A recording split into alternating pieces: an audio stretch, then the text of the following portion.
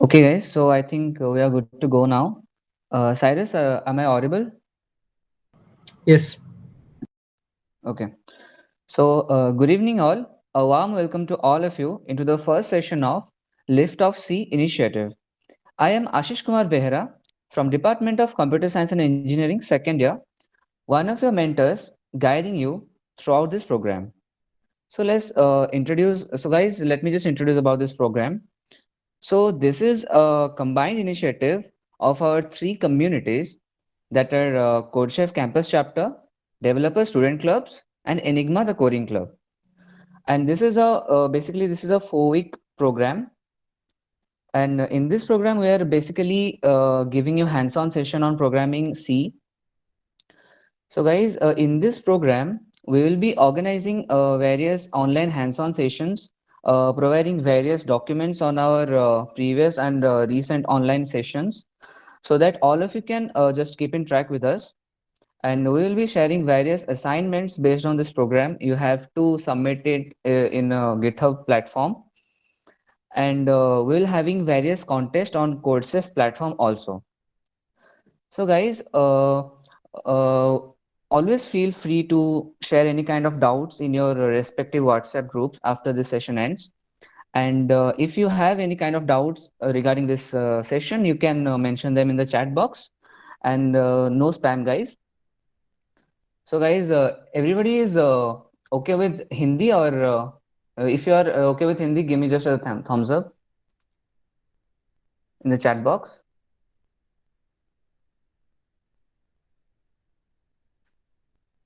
Okay, okay guys, सही है फिर, बहुत अच्छे.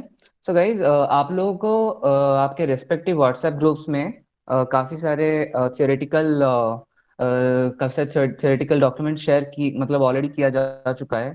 तो I hope कि वो आप सब लोग उसे one by one follow कर रहे हैं. सो गाइज, आज का जो सेशन होगा वो बेसिकली पूरा कम्प्लीटली हैंड्स ऑन होने वाला है. सो जो भी फर्दर थियरीज है वो आप वहां से पढ़ सकते हैं, नेट में खुद सर्च कर सकते हैं, या फिर जो आपके क्लासेस होंगे वहां पे आपको इजीली थियरीज बताई जाएंगी. यहाँ पे कंप्लीट हैंड्स ऑन आपको बताया जाएगा. Okay guys, so just let me share my screen.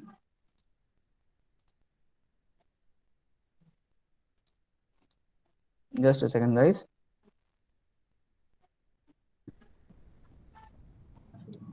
Okay, so is this visible, Cyrus? Yes. Okay, great. Okay, so without any further delays, guys, let's start. So first of all guys, मैं यहाँ पे जहाँ पे मतलब इस ID पे काम कर रहा हूँ, आपको जहाँ मतलब आज का डेमोन्स्ट्रेशन जहाँ पे मैं करूँगा, ये आईडी है विजुअल स्टूडियो कोड. आप लेकिन जो भी बिगिनर्स हैं उनको बेसिकली हम लोग यही प्रेफर करेंगे कि आप Dev C plus plus use किया करें, या फिर कोडिंग ब्लॉक्स भी आप यूज़ कर सकते हैं. सो गाइज, तो फिर चलिए शुरू करते हैं. आज का जो पहला टॉपिक है वो है basic syntax of C program. तो गाइज, यहाँ पे जो सी प्रोग्राम है, सी प्रोग्राम के जब आप एक प्रोग्रामिंग करते हैं तो उस प्रोग्राम के काफी सारे छोटे छोटे एलिमेंट्स होते हैं. सो गाइज, आज हम लोग शुरू करते हैं एक हमारा पहला एलिमेंट से, जो है कि हेडर फाइल. ओके, तो आज यू कैन सी यहाँ पे मैंने एक हेडर फाइल ऑलरेडी ऐड कर रखा है. और बेसिकली आपके अभी मन में ये क्वेश्चन आता होगा, यार हेडर फाइल है क्या? So guys, basically header file consists of various kind of pre-defined functions. यानी सपोज आप एक चीज लिख रहे हैं, सपोज आप एक प्रोग्राम यहाँ पे लिख रहे हैं, और वहाँ पे एक प्रिंट प्रिंट फंक्शन यूज कर रहे हैं. और वो फंक्शन क्या कर रहा है? आप जो इनपुट दे मतलब आप जो इनपुट देते हैं उसको प्रिंट कर रहा है. तो गाइज, जब सी प्रोग्राम को डेवलपर्स ने डिजाइन किया था, उस टाइम खाली प्रिंटफ फंक्शन के लिए काफी सारा कोड्स लिखा गया था. ओके, सो अभी अगर आप उतना ही कोड हर बार प्रिंट करने के लिए लिखें अपने कोड में, तो आपका कोड स्निपेट कितना लंबा हो जाएगा, है कि नहीं? बहुत लंबा हो जाएगा.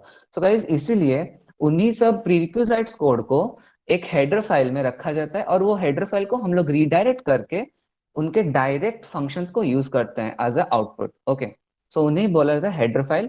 सो गाइस, उसका एक बेसिक सिंटैक्स होता है, जो कि मैं यहाँ पे एक और बार लिख देता हूँ. आपको हैश देना पड़ेगा, फिर इंक्लूड, हैश इंक्लूड, और ये है ब्रैकेट, और ब्रैकेट के बाद यहाँ पे हेडर का नेम. ओके, तो गाइज ये है इसका बेसिक सिंटैक्स। उसी सिंटैक्स में मैंने यहाँ पे ऑलरेडी एक हेडर फाइल डाल डाल रखा है, इसका नाम है stdio.header फाइल। सो जितने भी हेडर फाइल्स हैं उन सबका एक मीनिंग होता है, और इस पर्टिकुलर हेडर फाइल का मीनिंग है standard input output dot header file. ये जो हेडर फाइल है ये बेसिकली कंसिस्ट करता है वेरियस फंक्शंस जो कि रिस्पॉन्सिबल है इनपुट और आउटपुट प्रोग्राम्स के लिए। ऐसे कई सारे हेडर फाइल्स हैं बेसिकली सी लैंग्वेज में। यहाँ पे मैंने दो एग्जांपल्स भी दे रखे हैं, hash include conio dot H और hash include math dot H. So basically जो conio डॉट एच है ये कंसोल इनपुट आउटपुट के लिए, और math डॉट एच है जो वेरियस मैथमेटिकल फंक्शंस को एग्जीक्यूट करने के लिए होता है। Okay guys, so this one is our first element. Moving forward, हमारे पास जो नेक्स्ट एलिमेंट आ रहा है वो है void main, यानी हमारा मेन फंक्शन। सो गाइस इसको हम ड्राइवर फंक्शन भी कहते हैं। तो जो मेन फंक्शन, जब आप एक पर्टिकुलर सी प्रोग्राम को रन करते हैं, तो जब कंपाइलर रन पूरा कंप्लीटली प्रोग्राम को टॉप टू बॉटम जब स्कैन करता है, सी प्रोग्रामिंग में बेसिकली टॉप टू बॉटम ही कंपाइलेशन होता है, तो वो सबसे पहले जिस फंक्शन को ढूंढता है वो होता है मेन फंक्शन। और गाइज यही मेन फंक्शन पूरे आपके होल प्रोग्राम को ड्राइव आउट करता है throughout the program. Okay, और ये मेन फंक्शन सबसे पहले एग्जीक्यूट होता है। ओके, सो इसका बेसिक सिंटैक्स ये है कि हर जो फंक्शंस होता है, देखिए गाइज आपको आने वाले सेशंस में फंक्शंस के ऊपर क्लासेस किए जाएंगे। सो बेसिकली आप आज के लिए बाय हार्ट इसे याद रख सकते हैं कि यार ठीक है ये फंक्शन का सिंटैक्स है। ओके, सो जो फंक्शन होता है वो पहला जो सिंटैक्स उसका होता है, जो पहला एलिमेंट होता है फंक्शन सिंटैक्स का, वो है रिटर्न टाइप। ओके, सो अभी आप सोच रहे हैं कि यार रिटर्न टाइप क्या चीज है, राइट? सो यार उसके पहले मैं बताता हूँ फंक्शन क्या चीज है। बेसिकली फंक्शन वो है लाइक एक ऐसा एंटिटी है जो कुछ डेटा को आज इनपुट लेता है और उसे मोल्ड करके अपने हिसाब से, या फिर आपने जिस तरह का प्रोग्राम लिखा होगा उसे मोल्ड करके उस हिसाब से एक आउटपुट आपको देता है। Okay, so as a programmers हमारा क्या काम होता है कि जब हम एक फंक्शन या फिर एक प्रोग्राम को कुछ डेटा प्रोवाइड कर रहे हैं, तो उस डेटा को मेंशन करें कि यार ये डेटा है क्या। ये इंटीजर टाइप डेटा है, या फिर एक फ्लोटिंग टाइप डेटा है, या फिर कोई कैरेक्टर है, या फिर क्या है ये। ओके, इसका बेसिकली डेटा टाइप क्या है हमें मेंशन करना रहता है। ओके, और एंड में भी हमें ये मेंशन करना रहता है कि यार ये फंक्शन आउटपुट देगा क्या। ये इंटीजर वैल्यू एज आउटपुट दे रहा है, या फिर ये आउटपुट दे क्या रहा है। ओके, सो गाइज ये जो फंक्शन है यहाँ पे जो हमने फंक्शन डिजाइन किया है, सो हमने इसको दिया है void as return type. So guys void का मतलब क्या होता है? नल, कुछ भी नहीं होता। ओके, सो गाइज इसका मतलब क्या है कि ये फंक्शन कुछ रिटर्न नहीं कर रहा। ओके, तो इसीलिए इसका रिटर्न टाइप हमने void दिया। हो गया गाइज? सो ये था हमारा पहला एलिमेंट। दूसरा एलिमेंट होता है फंक्शन का नेम, यानी हमने जो मेन फंक्शन यहाँ पे लिखा है, और उसके बाद ब्रेसेस, और ब्रेसेस करने के बाद कर्ली ब्रेसेस। ओके, और इन दो कर्ली ब्रेसेस के अंदर आप अपना कोड लिख सकते हैं। ओके गाइज, सो ये है basic syntax of C. So guys moving forward, चलिए एक और एलिमेंट के बारे में डिस्कस करते हैं जिन्हें हम कमेंट्स कहते हैं। ओके, तो बेसिकली गाइज कमेंट्स क्या होते हैं? मतलब नॉर्मल इंग्लिश में हम लोग कमेंट्स किसे कहते हैं? एक पर्टिकुलर लाइन को जो हम लोग लिखते हैं, कहीं पे भी टाइप करते हैं, एक छोटा सा लाइन। ओके, सो गाइज यहाँ पे प्रोग्रामिंग में भी एनी काइंड ऑफ मतलब प्रोग्रामिंग में बेसिकली कमेंट्स क्यों यूज होते हैं? सो गाइज मैं बताता हूँ, आप सुनिए। जब आप एक चीज को बनाते हैं, खुद से बनाते हैं, तो आपको अकेले आपको ही पता होता है कि हाँ यार मैंने यहाँ पे एक चीज बनाया है, या फिर मैंने बनाते वक्त इस स्टेप में ये चीज को एग्जीक्यूट किया है। जब कोई सेकंड पर्सन आके इसे देखता है तो उसे तो कंफ्यूजन होगा ही होगा कि भाई ये किया क्या है बोल के। तो वहां पे आप क्या करते हो? एक छोटा सा ब्रैकेट बनाते हो, उस ब्रैकेट के अंदर लिखते हो कि yes I have done this in this step.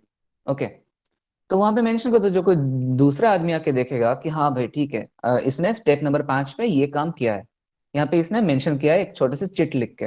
Okay, तो बेसिकली सी प्रोग्रामिंग में भी कमेंट्स का वही यूज होता है। ओके, यानी आप कहीं पे भी अपने खुद के रेफरेंस के लिए या फिर एक थर्ड पर्सन के रेफरेंस के लिए कमेंट्स लिख सकते हैं। ओके, सो गाइज इसका एक छोटा सा सिंटैक्स होता है। सो आप सिंटैक्स को जाने से पहले एक और बात मैं बता देता हूँ। जो कमेंट्स हम लोग यूज करेंगे वो दो टाइप्स के होते हैं। एक होता है सिंगल लाइन कमेंट और एक दूसरा होता है जो होता है मल्टी लाइन कमेंट। ओके, तो जो सिंगल लाइन कमेंट होता है उसका सिंटैक्स होता है दो forward slash then the comment. Okay, so यहाँ पे मैंने ऑलरेडी लिखा हुआ है, आपको एक एग्जांपल यहाँ पे दे देता हूँ। सपोज मैं यहाँ पे लिखना लिखना चाहता हूँ हेलो वर्ल्ड। ओके, तो गाइस देखिए मैंने यहाँ पे क्या किया, पहले दो फॉरवर्ड स्लैश यूज किया, उसके बाद मैंने अपना कमेंट लिखा। ये एज अ कमेंट यहाँ पे दिखा रहा है। ओके ओके, सो कमेंट का सबसे इम्पोर्टेंट फंक्शनैलिटी ये है कि जब compiler top to bottom scan करते आएगा आपका कोड को, तो वो इन चीजों को इग्नोर कर देगा। ठीक है, सो गाइस आप सोचोगे यार इग्नोर कैसे, मतलब इग्नोर कर दिया तो फिर इसका लिखने का मतलब क्या है। गाइस हम लोग ये इसीलिए कमेंट्स को लिखते हैं ताकि हमें रेफरेंस मिले, या फिर एक थर्ड पर्सन को रेफरेंस मिले जो कि इसे आके देख रहा है, उसे एक छोटा सा टिप दे रहे हैं हम लोग यहाँ पे कि हाँ ये काम ऐसे हुआ है। लेकिन ये चीज प्रोग्राम के एग्जीक्यूशन को लेके इसका कोई भी हाथ नहीं होता। ओके, प्रोग्राम का मतलब हम लोग क्या लॉजिक यूज कर रहे हैं, इसका कोई भी यूज नहीं होता लॉजिक में। ओके, सो इसलिए कंपाइलर क्या करता है, इसे इग्नोर कर देता है। Okay, so you can mention any kind of comments throughout your code without any hesitation. Okay okay, so ये हो गया guys single line. Multi line का सिंटैक्स ये है forward slash then star then comment then again a star then again a forward slash. Okay, तो इसी तरह आप मतलब कमेंट्स यूज कर सकते हैं अपने प्रोग्राम में। तो गाइस मूविंग फॉरवर्ड, ओके, सो हमने जो आपको आपके रेस्पेक्टिव व्हाट्सएप ग्रुप्स में शेयर की थी फर्स्ट वीक के मटेरियल्स, आई होप आप वो सब देखे होंगे अब तक। उसमें काफी सारे डिस्कशंस हुए थे आइडेंटिफायर्स, कीवर्ड्स, कांस्टेंट्स, ऑपरेटर्स के ऊपर। आज हम उन्हीं में से कुछ कुछ चीजें डिस्कस करेंगे। ओके, सो गाइस सबसे पहले एलिमेंट जो हम यानी टोकन जो हम डिस्कस करेंगे वो है keywords. Okay, so basically what are keywords? Keywords are predefined reserved words in C language, and each of which is associated with specific features.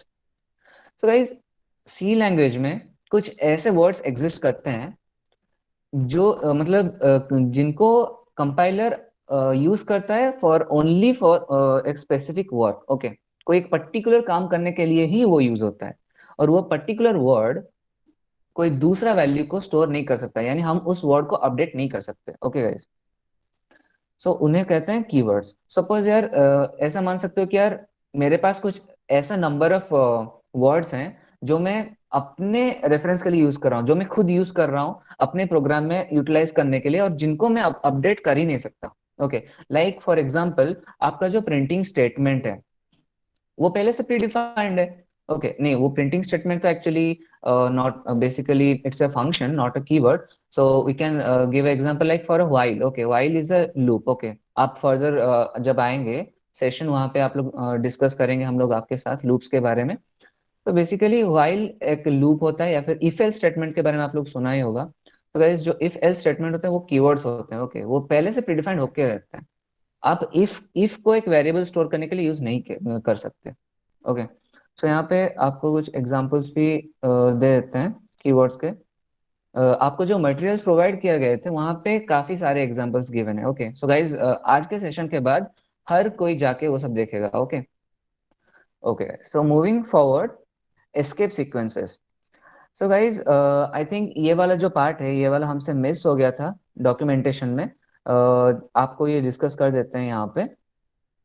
So guys, basically what are escape sequences? So these are combination of characters. Those are used to format our code for better readability. Okay. यानी कुछ ऐसे words के sequence को हम लोग use करते हैं, कुछ ऐसे कॉम्बिनेशंस को हम लोग यूज करते हैं जिन कॉम्बिनेशंस को हमारे जो प्रोग्राम है वो एज ए इनपुट लेगा और एक बेटर रीडेबिलिटी प्रोवाइड करेगा, एक बेटर विजिबिलिटी प्रोवाइड करेगा। फॉर एग्जाम्पल गाइज आप यहाँ पे जैसे देख रहे हैं, यहाँ पे मेरे बस एक छोटा सा टर्मिनल ऑलरेडी प्रिंट होके है।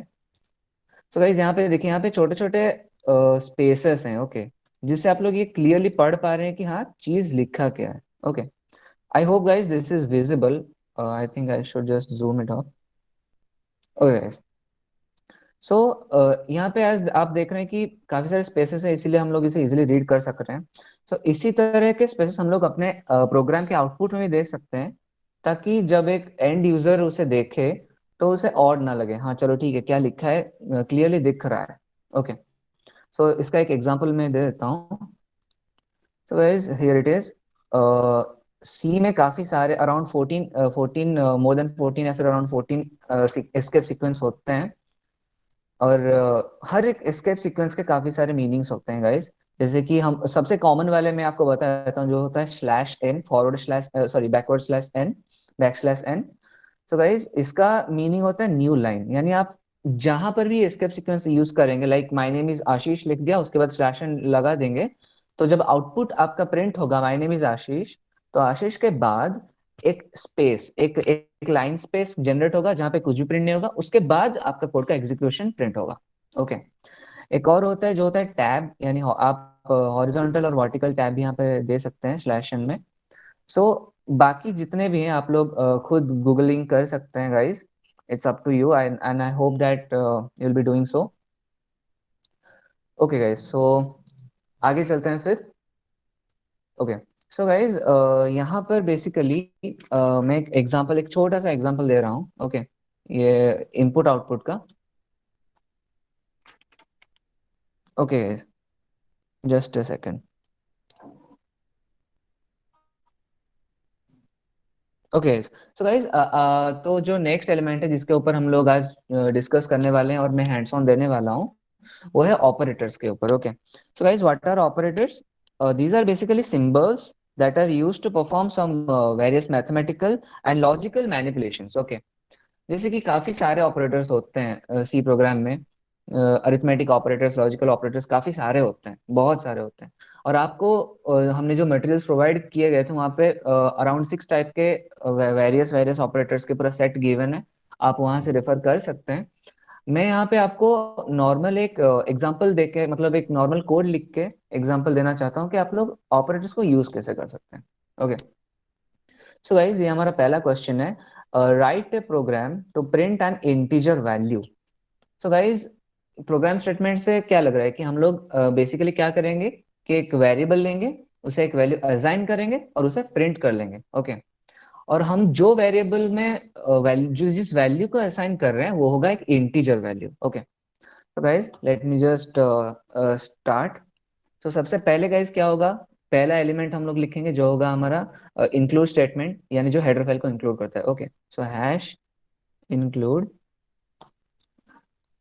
यहाँ पे हम लोग स्टैंडर्ड इनपुट आउटपुट यूज करेंगे, stdio.h।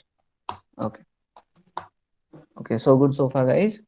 सो ये हो गया हमारा हेडर फाइल। ओके, यहाँ पर मैं कमेंट भी लिख देता हूँ कैसे रेफरेंस देना है आपको। For example, this is a header, HABR file। Okay, okay, so ये बन गया हमारा हेडर फाइल। अभी हमें क्या करना है, मेन फंक्शन लिखना है। So the return type will be void, then the function name, that's main, then braces, after that curly braces, and then that's it। so ये हो गया हमारा मेन फंक्शन गाइस, और यहाँ पे हम लोग अपना कोड लिखेंगे, code to be written. Okay, so यहाँ पे हमारा कोड रहेगा। ओके, ओके, सो गाइस चलिए फिर लॉजिक हम लोग यूज करते हैं जो नॉर्मल इनपुट के लिए यूज होगा। तो गाइज मैं यहाँ पे क्या करूंगा, अभी एक वेरिएबल लिखूंगा, मैं इस वेरिएबल का नाम दूंगा नंबर, क्योंकि मैं यहाँ पे एक इंटीजर वैल्यू नंबर एक स्टोर कर रहा हूँ, और यहाँ पे क्या स्टोर करूंगा, 10 को। Okay, one more thing, this semi colons. Okay, so C program में ये सेमी कॉलन्स का रोल बहुत ही बड़ा है गाइज। आप कई सारे लिटरेचर सब्जेक्ट्स में पढ़े हो कि यार सेमी कॉलन्स रेयरली यूज होता है, लेकिन अगर आप प्रोग्रामिंग में सेमी कॉलन्स यूज करना छोड़ दोगे, फिर आपका लाइफ सीरियसली झिंगा वाला हो जाएगा। So never ever forget about this, be much more specific when you while you are using these symbols। okay guys, so यहाँ पे मैंने क्या किया है ना, एक नंबर नाम का वेरिएबल बना दिया, उसका असाइनमेंट ऑपरेटर लगा दिया और उसमें 10 का वैल्यू सेव कर दिया। तो मेरा यहाँ पे एरर दिखा रहा है, क्या दिखा रहा है कि identifier number is undefined. Okay, so मैंने गाइस आपको पहले बताया था कि हम लोग जब भी कोई चीज को रेफर करते हैं एक फंक्शन में या फिर एक प्रोग्राम में, हमें क्या मेंशन करना होता है कि उस चीज का वो क्या चीज है, वो क्या डेटा हायर कर रहा है अपने अंडर, ठीक है, वो क्या डेटा ले रहा है। तो बेसिकली हमने ये जो नंबर है, ये क्या है, एक इंटीजर डेटा है।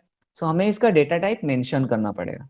और सी प्रोग्राम में हम लोग जो डेटा टाइप मेंशन करेंगे इंटीजर के लिए वो होता है इंट। तो guys as you can see, यहाँ पे मैंने डेटा टाइप मेंशन कर दिया है और मेरा एरर भी जा चुका है।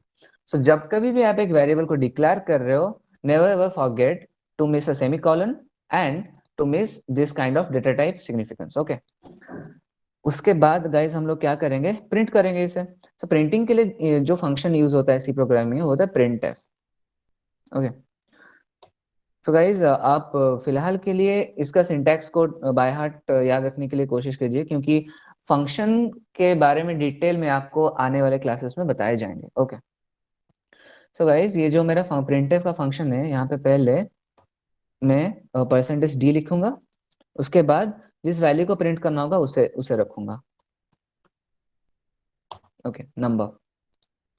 Okay, so as you can see guys, ये जो परसेंटेज डी है, इसे कहा जाता है फॉर्मेट स्पेसिफायर। ओके, यानी जिस फॉर्मेट के जिस टाइप के डेटा को हम प्रिंट कर रहे हैं, उसको हमें प्रिंटफ फंक्शन को बताना रहता है कि भाई तू एक ऐसा डेटा प्रिंट कर रहा है जो एक इंटीजर है। ओके, और इंटीजर के लिए जो format specifier C program carry करता है वो होता है percentage D.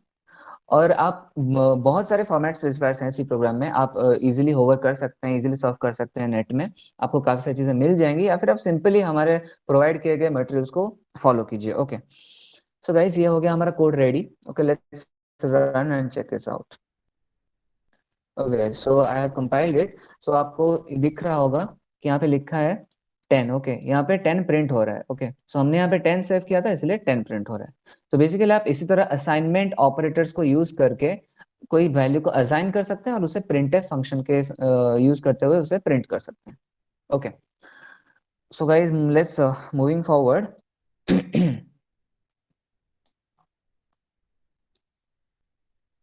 Okay, so okay, so अभी हम लोग अरिथमेटिक ऑपरेशन या फिर अरिथमेटिक ऑपरेटर्स के ऊपर थोड़ा और देखेंगे। तो गाइस बेसिकली अरिथमेटिक ऑपरेटर्स में क्या होता है, like addition, subtraction, multiplication, division और मॉड्यूलो।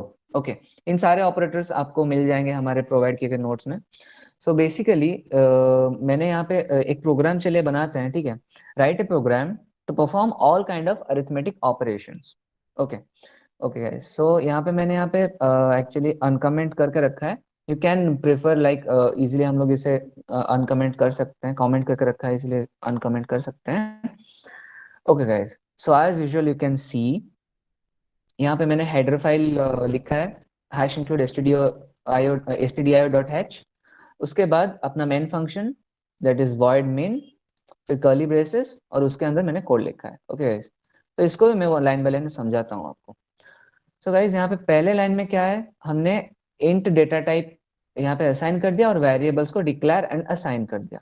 ओके, तो यहाँ पे गाइज हमारे पास 1 2 3 4 5 6 7 वेरिएबल्स हैं। ओके, 7 वेरिएबल्स है गाइज, मैं दो वेरिएबल्स को यहाँ पे असाइन करूंगा, जो वैल्यू डिक्लेयर करके असाइन करूंगा, और 5 वेरिएबल्स को नॉर्मल असाइन करूंगा, क्योंकि मुझे इनका वैल्यूज को बाद में असाइन करना है। मैं अभी बस डिक्लेयर कर दे रहा हूँ, बाद में इसको असाइन करूंगा। सो गाइज आपके लिए बेटर ये होगा मैं ऐसा कर दूं। Okay, I think now it's perfectly visible. तो यहाँ पे मैंने क्या किया, आई और जे को यहाँ पे डिक्लेयर कर दिया, डिक्लेयर करके वैल्यूज दे दिए, और के एल एम एन ओ को खाली डिक्लेयर कर दिया। ओके, यहाँ पे डिक्लेरेशन खत्म हो गया। Okay, variable declaration. ओके, तो यहाँ पे हमारा वेरिएबल डिक्लेरेशन हो गया। तो इसके बाद हमें क्या करना है, हमें अरिथमेटिक ऑपरेशंस परफॉर्म करना है। तो पहला जो है वो है एडिशन। ओके, सो यहाँ पे मैंने आई और जे को ऐड कर रहा हूँ और सेव कर रहा हूँ के में, using using using addition operator, और यहाँ पे हम लोग इसको के में सेव कर रहे हैं।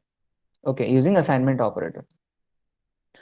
सो गाइज इसके बाद मैं एल में क्या कर रहा हूँ, इसके सब्ट्रैक्शन को सेव कर रहा हूँ, एम में इसके मल्टीप्लिकेशन को, एन में डिवीजन को, और ओ में मॉड्यूलो को।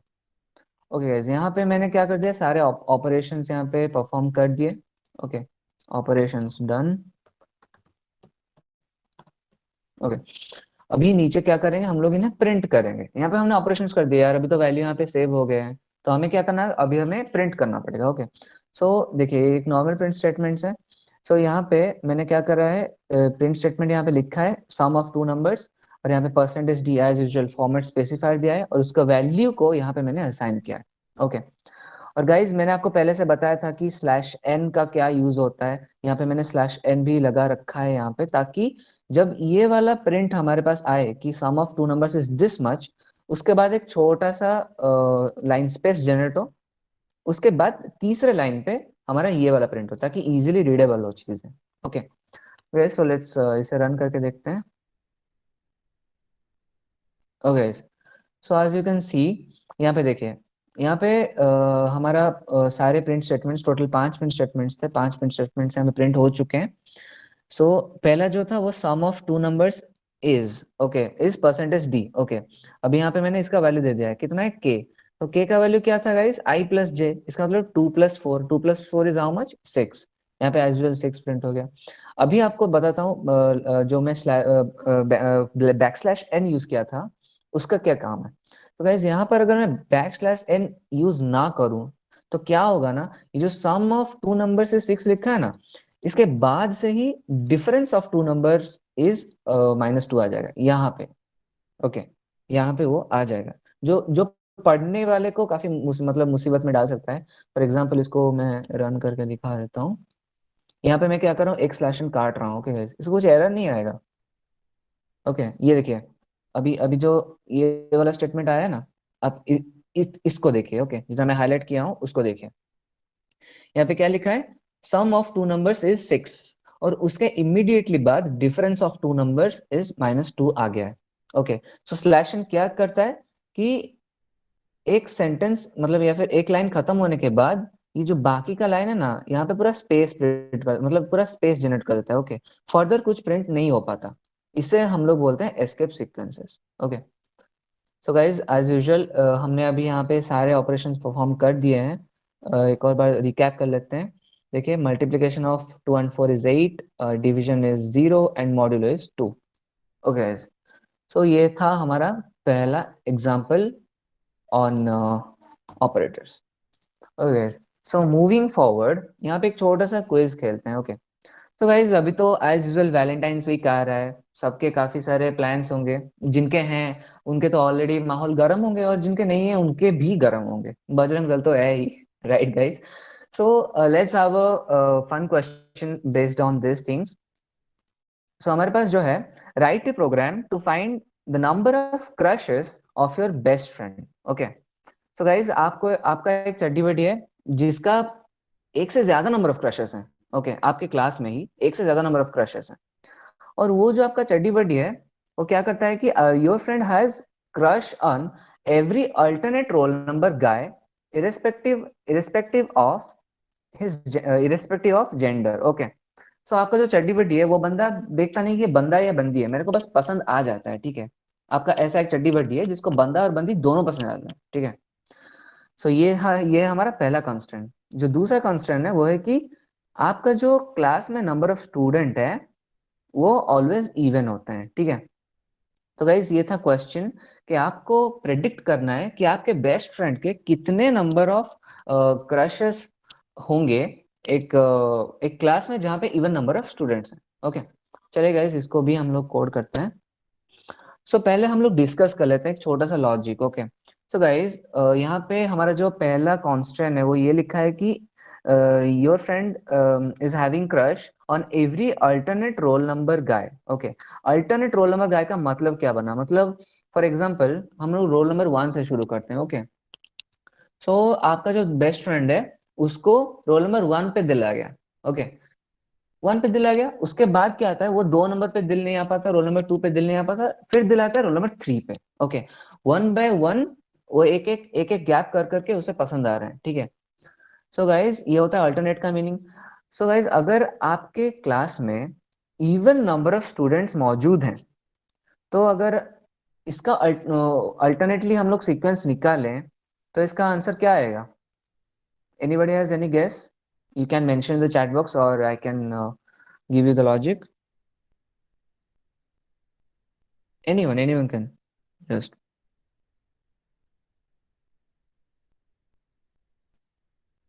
Okay, so let me just discuss. Okay, तो बेसिकली आपका जो दोस्त है वो क्या कर रहा है कि रोल नंबर 1 को पसंद कर रहा है, फिर रोल नंबर 3 को पसंद कर रहा है, फिर रोल नंबर 5 को पसंद कर रहा है। तो गाइज ऐसा कर करके वो क्या हो रहा है ना, एंड तक जा रहा है। ओके, सो इसमें से क्या होता है कि जो टोटल नंबर ऑफ स्टूडेंट्स होते हैं वो डिवाइड हो जाते हैं दो ग्रुप्स में। ओके, तो बेसिकली यहाँ पे हमारे पास इवन नंबर ऑफ स्टूडेंट्स हैं। यहाँ पे दूसरा जो कांस्टेंट है वो बता रहा है कि इवन नंबर ऑफ स्टूडेंट्स हैं। तो इसका मतलब क्या है कि जो टोटल क्रशेस होंगे इसके, वो total number of students by 2 होंगे। ओके, और अगर ऑड नंबर ऑफ स्टूडेंट्स होते तो उसके टोटल नंबर ऑफ क्रशेस कितने होते? 2 n sorry, total number by 2 plus 1 होते। ओके, सो ये आ गया हमारे पास, पूरा लॉजिक रेडी है। अभी हम लोग कोड शुरू यहाँ पे कर सकते हैं। So guys as you can see, मैं यहाँ पे काट देता हूँ इसे, बिकॉज हम यहाँ पे फिर से लिख सकते हैं। या सो यहाँ पे मैंने पहले अपना हेडर फाइल इंक्लूड कर दिया। उसके बाद एज यूजुअल मेन फंक्शन लिखेंगे। ओके, ओके, सो यहाँ पे मैं डिक्लेयर करूंगा नंबर और क्रश। ओके, फिर गाइस यहाँ पे मैं प्रिंट करूंगा। क्या प्रिंट करेंगे हम लोग? ये प्रिंट करेंगे कि enter number of students in your class. Okay,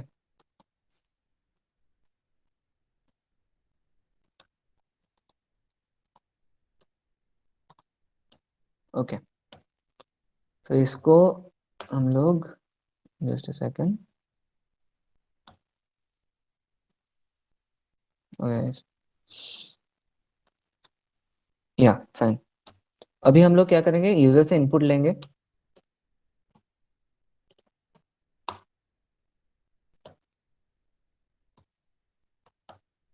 और इनपुट लेने के बाद उसे कौन से वेरिएबल में हमें स्टोर करेंगे? हमें नंबर नम वेरिएबल में इसे स्टोर करेंगे। ओके, तो गाइस यहाँ पे मैं क्या कर रहा हूँ, यूजर से पूछ रहा हूँ कि आपके क्लास में कितने स्टूडेंट्स हैं, जो कि इवन नंबर होने चाहिए, और हम लोग उसे कहाँ पे स्टोर कर रहे हैं? नम पे। ओके, नम वेरिएबल पे स्टोर कर। तो अभी हम लोग यहाँ पे क्रश इंप्लीमेंट करेंगे, क्रश का लॉजिक इंप्लीमेंट करेंगे, जो होगा total number of students by 2। क्यों होगा? क्योंकि हमारे पास इवन नंबर ऑफ स्टूडेंट्स हैं। ऑड होता तो नंबर बाय 2 प्लस 1 होता। ओके, उसके बाद हम लोग बेसिकली प्रिंट कर दे रहे हैं। क्या प्रिंट कर रहे हैं?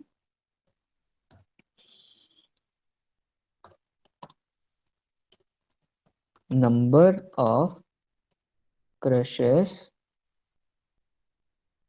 ऑफ योर बेस्टी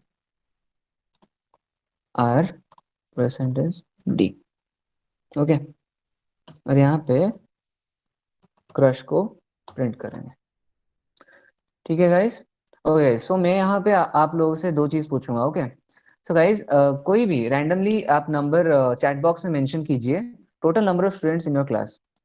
आप कितना नंबर इनपुट देना चाहेंगे? ओके, यहाँ पे मेंशन कीजिए गाइस चैट बॉक्स में। हम लोग एक नंबर पिक करेंगे।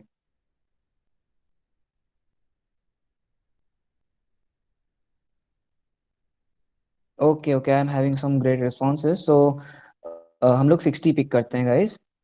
ओके, सो गाइस हम लोग 60 पिक करेंगे। Okay, so will be taking 60। Okay, okay, so guys एक और चीज, आपका बेस्ट फ्रेंड का जो चड्डी बड्डी है ना, उसका नाम भी मेंशन कर दीजिए। ठीक है? क्या है, किसके आपके पुंगी बजाना है, वहां पे मेंशन कर दीजिए चैट बॉक्स में। आपका बेस्ट फ्रेंड का नाम भी मेंशन कर दीजिए।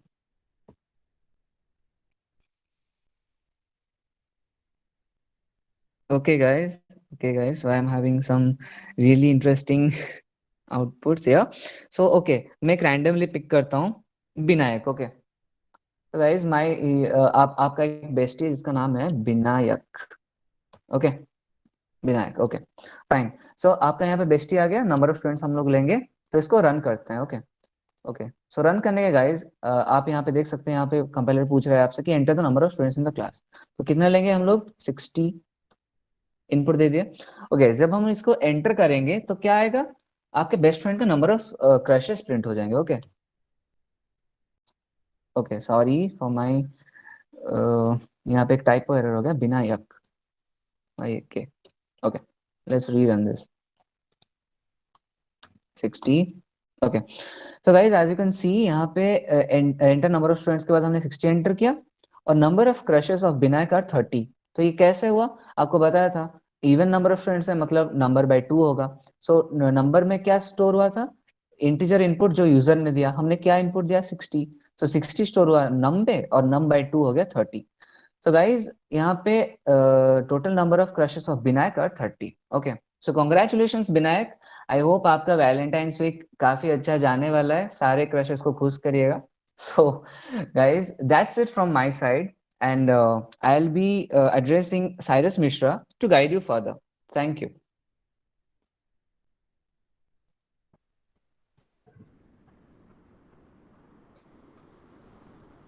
Hello. Yes, Cyrus, you can continue. Yeah, I am Cyrus Mishra, computer science in engineering, second year. So I'll be having a go through of conditional statements like if else and switch cases. Let me present.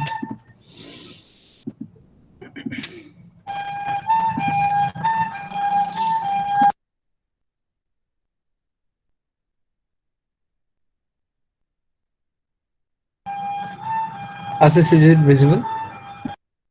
Yes, yes, it's completely visible. And guys, please just ignore the background noises. We're really having some sort of disturbances. Sorry for that. Yeah. So for if else statement, first of all, the basic syntax of if else statement is like this: if, then the condition, and after the condition satisfies, the output do you want to just run.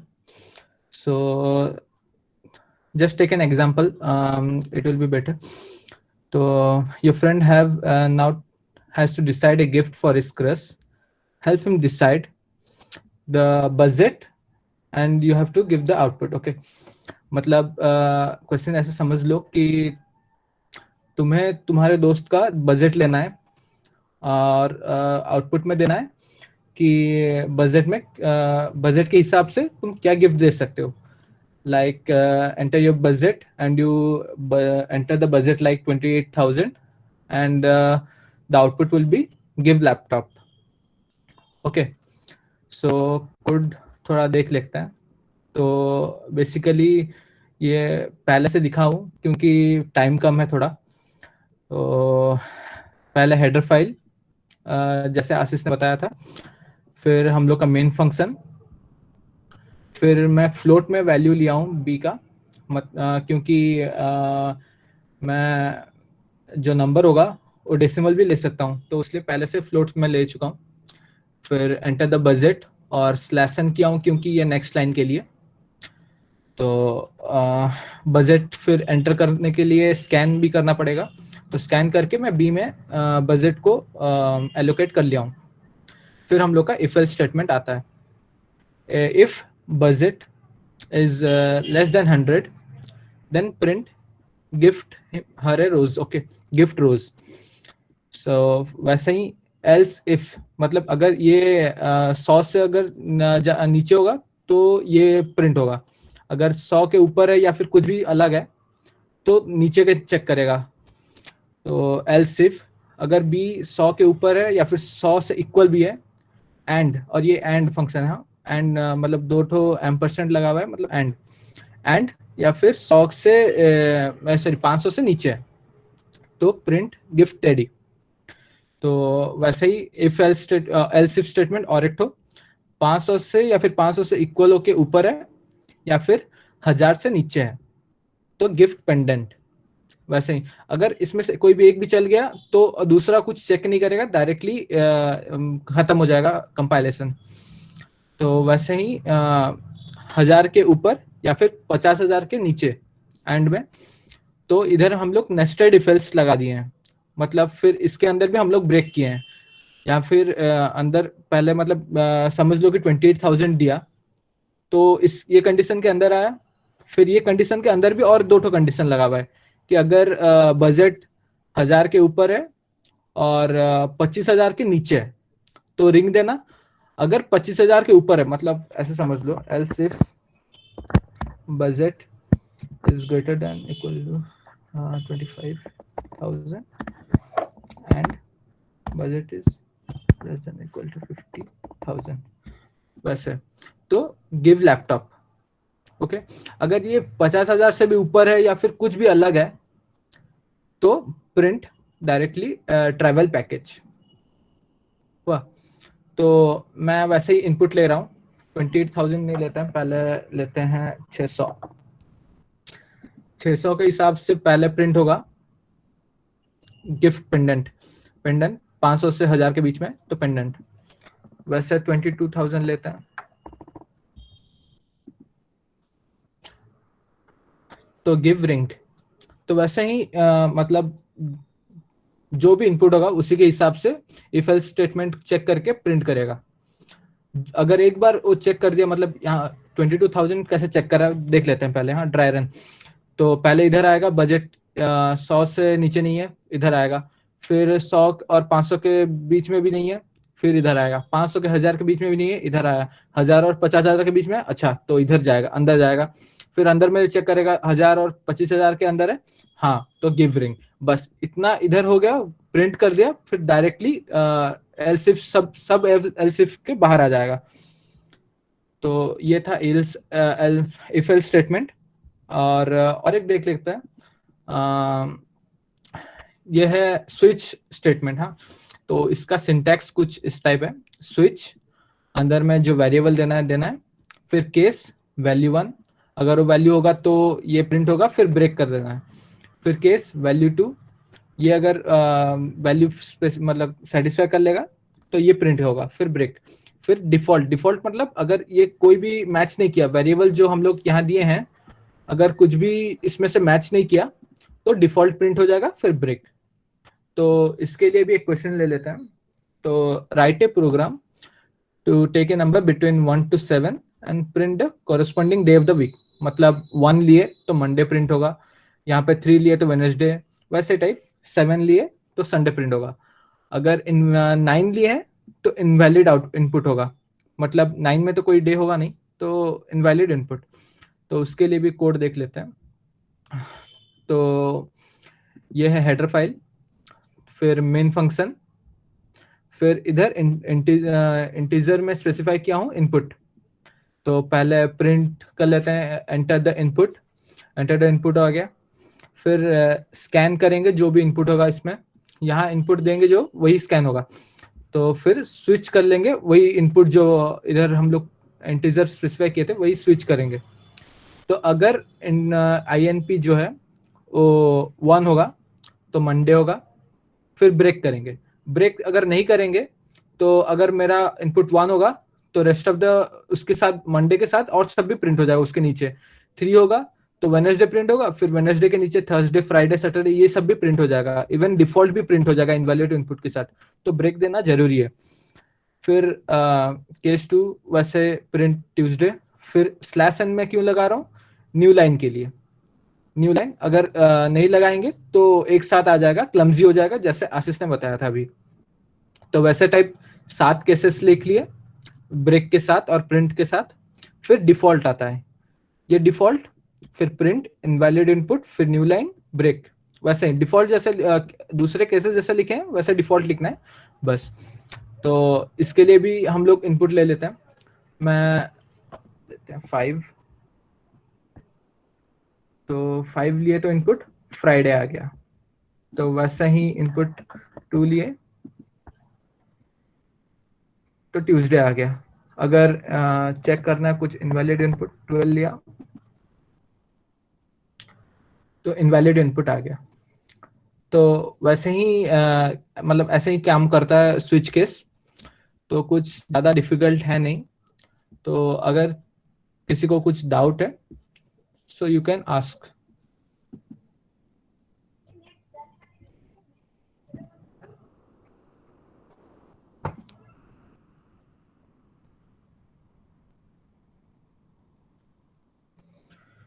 Okay,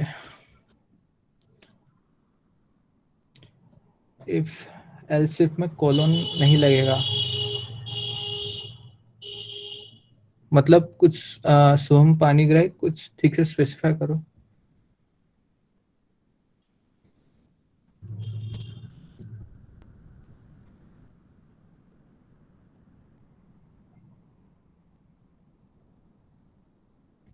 जिसको जो doubt है थोड़ा जल्दी जल्दी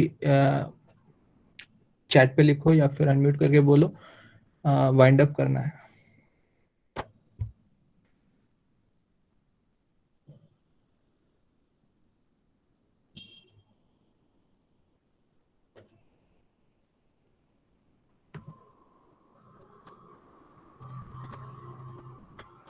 okay, कोई doubt नहीं है। ठीक है, तो वाइंड अप करते हैं। Thank you, you can leave.